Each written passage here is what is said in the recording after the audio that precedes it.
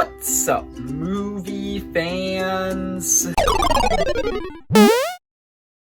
Guys, so I'm finally gonna make a video that I said I was gonna make like 6 months ago. I'm finally going to rank every piece of Phase 4 MCU content so far. There's still a lot more stuff coming out in Phase 4, but I figured it would be cool to quickly rank all of the stuff that's come out so far. Is Buzz Lightyear collapsed back there? How the heck did that happen? So yeah, I'm gonna rank all 11 things that are in Phase 4 of the MCU so far. So I guess let's just get started. Number 11 is gonna be What If. Now, I actually don't think that What If was that bad, but it was very mixed for me. They had all of these really cool different concepts that they chose for a What If show, but I really only think that half of them they did that well.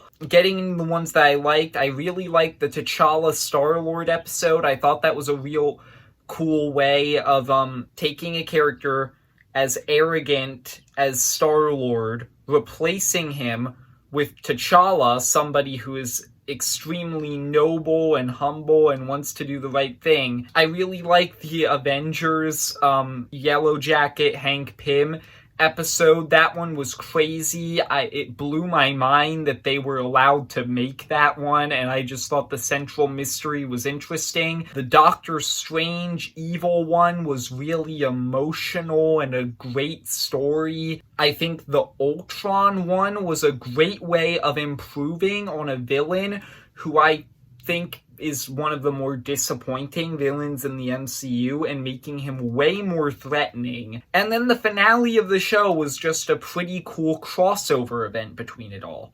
With all that being said, all of the other episodes aren't that great. The Captain Carter episode is literally just Captain America the First Avenger with a different face for the protagonist. Like, Peggy Carter isn't even that different from Steve Rogers in her morals and everything, so it isn't even a different, character personality. It's not that different from Captain America the First Avenger. They have the exact same plot. The zombie one leaned way too heavily into comedy, and it was hard to take it seriously. The, Killmonger one, I thought didn't line up with the character from Black Panther, his actual motivations. It didn't make sense if you compare it to that character. And the ending of it was just such a weird, out-of-place cliffhanger. And then the Party Thor one was just weird. So yeah, ultimately I just felt that What If only really managed to do half of its great concepts justice, so that's why it comes in last. Number 10 is The Falcon and the Winter Soldier. I thought that this show had a lot of good things about it, but it also had a lot of really bad things about it. Getting into the good stuff, I really like what they did with Sam and Bucky here. They turned them into basically just Captain America's sidekicks into actual characters with their own arcs. They gave Sam a whole arc about realizing, why Steve chose him to be Captain America and taking up that mantle, and they gave Bucky an arc about leaving the Winter Soldier behind and that whole side of him. And I thought that both of them were really well developed and just turned into actual three-dimensional characters. I also think that John Walker was a fantastic new character who they developed more insane as the story went on. And I thought that Zemo was also improved on here. There were just a lot of things that were great. On the other hand, there are an equal amount of things that I did not like. The biggest thing is Carly Morgenthau. She is just one of the worst executed villains in the entire MCU. They basically made her so sympathetic, or they tried to make her so sympathetic to the point where it seems like they are trying to justify what she is doing, even though she is killing people.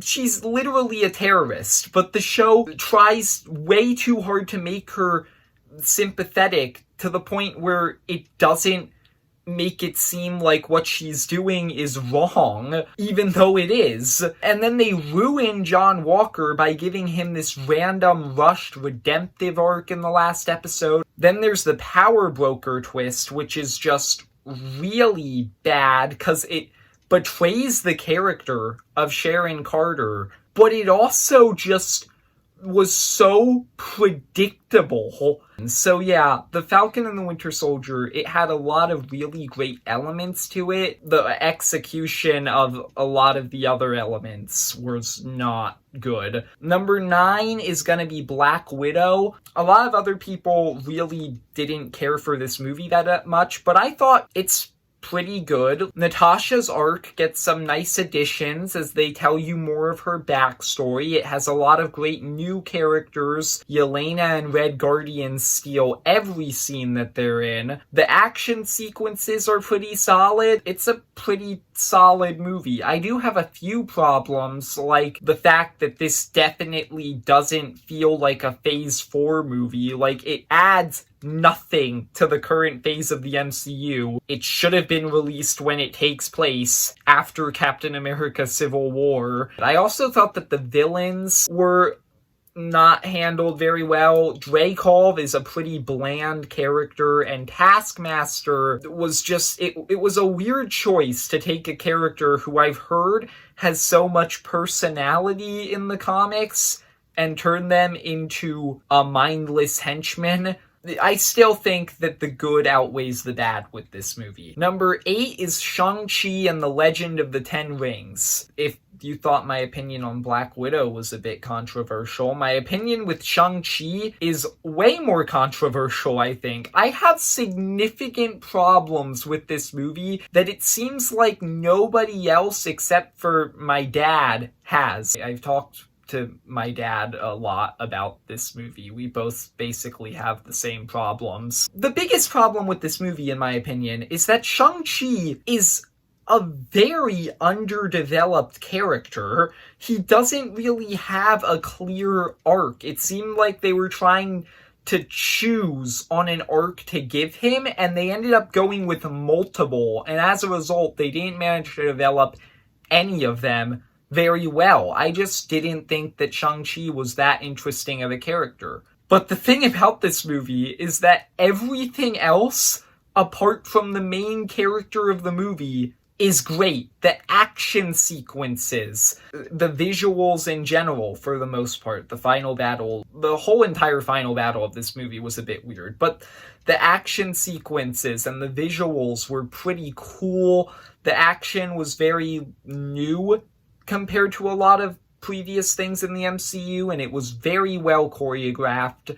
Wenwu, he's my favorite thing about this movie. He is an amazing villain with a great motivation, a great screen presence, where he's really threatening, but you understand where he's coming from. He's just a really great character overall, one of my favorite MCU villains. The music in this movie is surprisingly great. I don't normally mention music with a lot of movies when I talk about them. So when a score is so good that I feel the need to actually acknowledge and talk about it, that shows something. So I actually think that Shang-Chi has a lot of great music. So it has a lot of really good stuff. It just has one huge problem, which is that the main character isn't that great. So number 7 is Eternals. Gosh, 3 very controversial picks in a row here. I do actually like Eternals a lot more than, like, everybody else. This is the one MCU movie that it seems like everybody seems to think is bad, or not everybody, but the vast majority of people. But I actually thought it was a pretty good movie. Like, the characters, for the most part, are developed as well as they could have been. Like, I really do think that a lot of the characters are well developed here. I do think they should have introduced less, and the movie does get too convoluted at times. I think what they did with the characters they had was actually pretty good. Cersei's whole arc about kind of underestimating herself and realizing her true power, I thought that was great. Icarus started out as a pretty one-dimensional character, but then as the story went on, they added more layers to him, and he became a pretty great twist villain. Druig and Festus both had great arcs about, like, kind of restoring their faith in humanity. Thena had a great arc that I don't even really know how to explain. Like, there's just a lot of stuff going on with her. Admittedly, a lot of the other characters don't get that much development, but I don't think a lot of them needed development. Gilgamesh is kind of a supporting character, same with Ajak. Kingo's comic relief. Makari's just, like, really fun. I don't know what else to say about her. I admit, Sprite is not a very well-handled character. I'll give you guys that one. But I think the rest of the cast is pretty great. I don't like what they did with the Deviants. That's my other big problem with the movie. There was a lot of wasted potential there, but overall, it's fine. Number 6 is Hawkeye. When I did my Hawkeye review, I said I think this might be my favorite MCU Disney Plus show. Since then, I've rewatched 2 of the shows and a new show came out. So Hawkeye ended up not making it there at all, but it's still a pretty good show. It's surprisingly casual compared to a lot of other things in the MCU, but I kind of view it as like kind of an Ant-Man movie, honestly, where it's just this really fun, entertaining distraction from a lot of the craziness that you get in the bigger MCU things a lot of the times. Kate and Clint are great in this show. They have great chemistry. The arcs and the way they tie in with each other are great. Maya is a fantastic new character. I really like her entire revenge story arc, and I really want to see more of her in her upcoming show. I'm excited for that. Yelena was handled even better here than she was in Black Widow, which is surprising. Like, she actually had more of an arc here, and she wasn't just comic relief, even though she's great as mostly just comic relief. I think that this was a really fun, entertaining show. It did have a lot of emotional elements. Seeing Kingpin, it was really cool when I first saw this show, but after watching Daredevil, which yes, I have in fact watched Daredevil, in case you're wondering, I do wish they did a bit more with him, but overall, it was fine. We're going to see him in the future more anyway. That's kind of been confirmed at this point, so it's not that big a deal. Now, number 5 is Doctor Strange in the Multiverse of Madness. Another movie that seems to be getting a lot of mixed reception, but I really liked it. I think that what they did with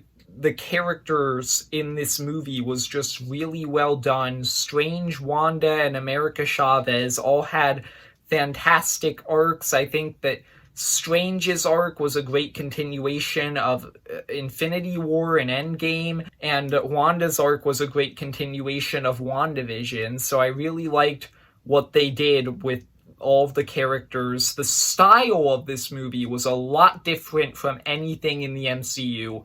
It's definitely one of the craziest movies in the MCU. I'm gonna get into quick spoilers here, so if you haven't seen it, just seeing characters like Mr. Fantastic and Professor X finally make it into an MCU movie is so cool. I do wish Mr. Fantastic would have gotten to do a bit more. He literally didn't get to do anything. But I think that most of the other cameos were great, and overall, I just think that this was a really crazy, great movie. Number 4 is Loki. This is really the movie that establishes how insane the next phase of the MCU really is, and how high the stakes really are. And I think that the way that it does that is really cool. The last episode really establishes how high the stakes of the MCU are going to be going forward, and I think the way it did that was really great. A lot of these things that I've been talking about in this video are very character driven. I'm not sure if you've noticed that. Loki is another show like that. It's kind of a character study of Loki where they really dive into him and his whole character. But I think that new characters like Mobius and Sylvie are also really great here. I really liked what they did with Sylvie and her arc. That's basically the two big things about Loki that I think really worked for me. How it establishes what the MCU stakes are going to be going forward, and just the characters. I think it's a pretty good show. Number 3 is WandaVision. WandaVision, I think, is a really good, emotional, interesting character study of Wanda. Like, the mystery element that you have throughout the whole show, combined with the sitcom and, like, the first couple episodes and how creepy they are. I think that all of that is really cool. I just really liked what they did with WandaVision. I think that this was a really well-executed show, and the way that it developed Wanda and made her one of my top 10 favorite MCU characters was fantastic. And I just think that this was a really great, different, risky thing in the MCU, and I think it paid off. Number 2, Moon Knight.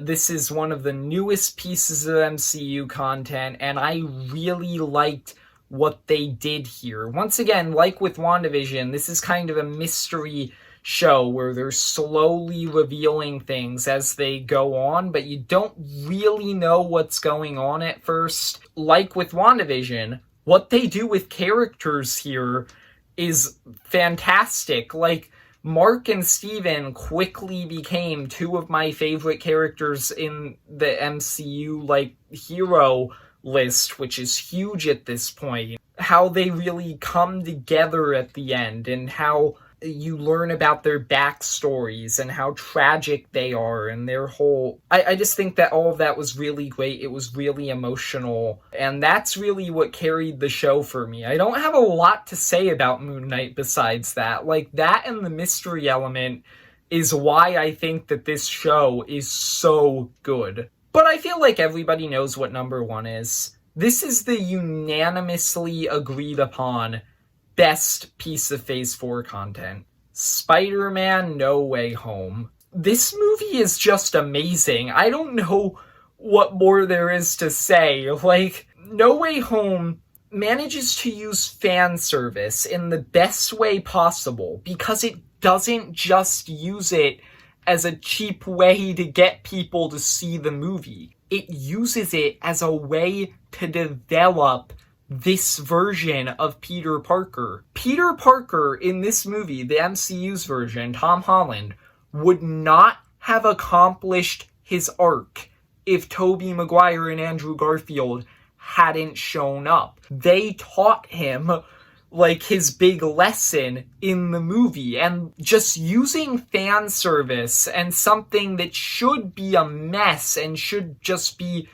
a blatant trick to get people to see the movie in a way like that, it's actually an emotional part of the story, is really cool. And seeing these villains who feel like they were just taken right out of the movies that they came from and plopped in here, and they, like, feel just as menacing and tragic as ever. This is just a really great movie. It really shouldn't have worked. I still cannot believe it works as well as it does, because I made the video before this movie came out where I said my worries about how I thought it might be a mess, but the movie just took all of these different things it was trying to do and made them perfect together, and it's just a great movie. So there you go, that's my ranking of all the MCU Phase 4 movies and TV shows thus far. If you enjoyed, leave a like and subscribe. Comment down below what have you thought of the MCU Phase 4 so far? Because I hear that people are kind of conflicted on it, but I really liked it and what they've been doing here, and I'm really excited for the future. And see ya, movie fans.